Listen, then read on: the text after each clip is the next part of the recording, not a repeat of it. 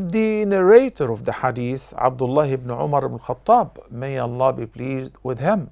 He is a great companion, a son of a great companion. He was born in Mecca 3 years after the Prophet ﷺ was commissioned with the prophethood. And he accepted Islam along with his father, and they both migrated. When he migrated to Medina, he was still a young kid under the age of puberty.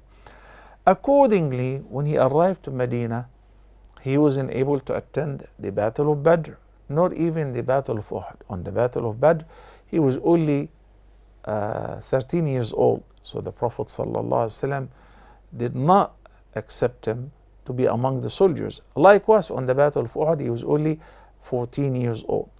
But afterward, he attended the Battle of Al-Khandaq and the rest of the battles and expeditions with the Prophet ﷺ.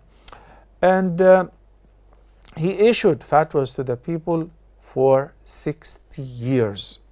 He was such a great scholar and a righteous person. And don't forget, he was also Prophet Muhammad's brother-in-law, because his sister, Hafsa, may Allah be pleased with her, was one of the mothers of the believers. He lost his eyesight at the end of his life, and he was the last of the companions to die in Mecca during the year 73 after the migration of the Prophet ﷺ. By the way, he narrated 2,630 hadith. Imam Bukhari himself collected for him over 80 hadith, while Imam Muslim collected over 30 hadith for him. So he is considered one of the great narrators of a hadith at large.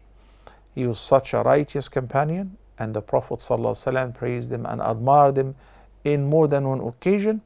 And by the way, he was very keen to imitate and copy the Prophet ﷺ, even in the way he walked, in the way he talked, to the extent that after the Prophet ﷺ passed away, whenever they used to see Abdullah ibn Umar al-Khattab coming from far, they would confuse him with the Prophet ﷺ and think the Prophet ﷺ had been resurrected or came back to life. May Allah's peace and blessings be upon Prophet Muhammad ﷺ, and may Allah be pleased with Abdullah ibn Umar al-Khattab and his father. Allahumma ameen.